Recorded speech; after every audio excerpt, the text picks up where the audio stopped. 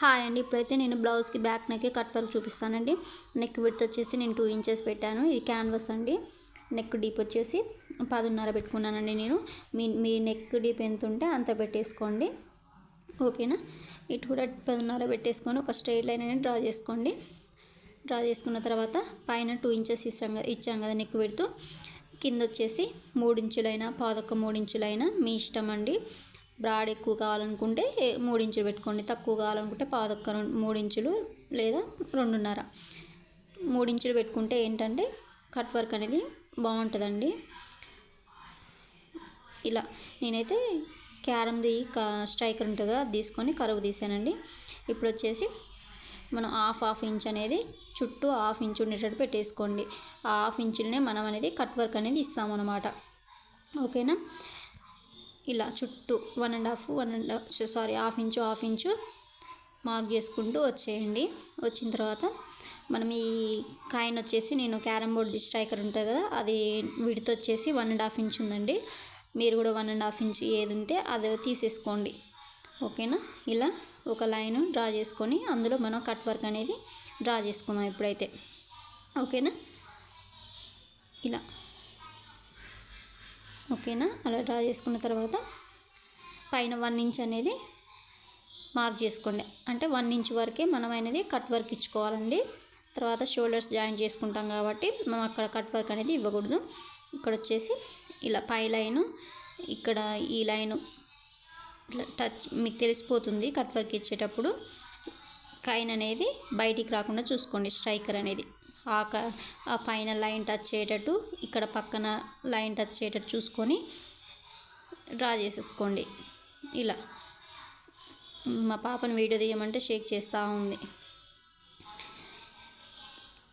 ఇలా మొత్తం ఇలా నెక్ చుట్టూ ఇట్లా మార్క్ చేసేసుకోండి. డ్రా చేసుకున్న తర్వాత ఇప్పుడు ఎలా ఉందో అలా కట్ చేసేసుకోండి. మనం ఎలా మార్కింగ్ చేస్తామో అలా కట్ చేసుకొని చుట్టూ 1 ఇంచ్ ఉండేటట్టు చూసుకోండి. చుట్టూ అనేది 1 ఇంచ్ అయితే ఉండాలండి. 1 ఇంచ్ లేదా 1.5 ఇంచ్ అయినా ఓకే అండి. ఇప్పుడు కట్ వర్క్ ఎలా ఉందో సేమ్ అదే విధంగా కట్ చేసేసుకోండి, ఓకేనా. మొత్తం ఎలా ఉందో అలా కట్ చేసుకున్న తర్వాత ఇలా వచ్చిందండి. ఇప్పుడు లైనింగ్కి ఇలా పెట్టేసుకొని ఐరన్ చేసేసుకోండి.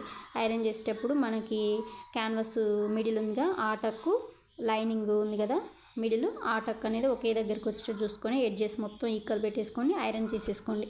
ఐరన్ చేసేసుకుంటే మనకి స్టిక్ అయిపోతుంది అనమాట, ఓకేనా. కుట్టడం కూడా చూపిస్తాను చూడండి. ఇలా కట్ వర్క్ ఎలా ఉందో ఎడ్జ్కి, క్యాన్వాస్ ఎడ్జ్కి పడాలండి, క్లాత్ మీద కాదు, క్యాన్వాస్ ఎడ్జ్కి పడాలి మనకి.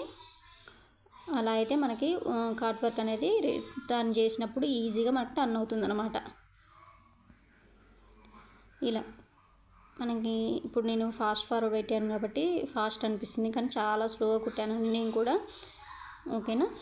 ఈ కార్నర్స్ దగ్గరికి వచ్చినప్పుడు నీడిల్ అనేది కిందికి పెట్టేసుకోండి, పాదాన్ని పైకి లేపేసేసుకోండి. ఇలా చివరికి వేసుకోవాలని, ఎంత చివరికి పడితే అంత బాగా వస్తుందండి ఫినిషింగ్.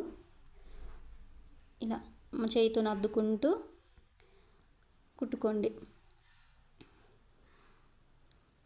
ఓకేనా. ఒక కుట్టు వేసేసుకోండి. లైనింగ్ క్యాన్వాస్ మన మెయిన్ పీస్ ఉంది కదా, ఒక మిడిల్కి ఒక కుట్టు వేసేసుకుంటే క్లాత్ అనేది ఎటు జరగదనమాట. ఇలా చివరి వరకు వచ్చిన తర్వాత మొత్తం లోపలిది అంతా కట్ చేసేసుకోండి. ఇక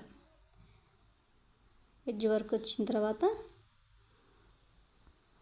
చూడండి వీడియోలో కనిపిస్తుంది కదా, అలా చివరి వరకు వచ్చేసిన తర్వాత మిడిల్ అనేది కట్ చేసుకొని మనం టక్స్ ఇచ్చేసుకోవాలి. ఇప్పుడు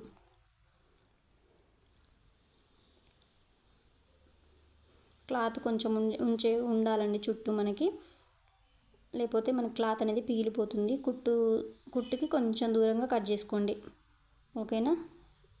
ఈ మూలల దగ్గర టక్స్ ఇచ్చుకోండి. టక్స్ ఇస్తే ఏంటంటే ఈజీగా మనకి టర్న్ అవుతుంది.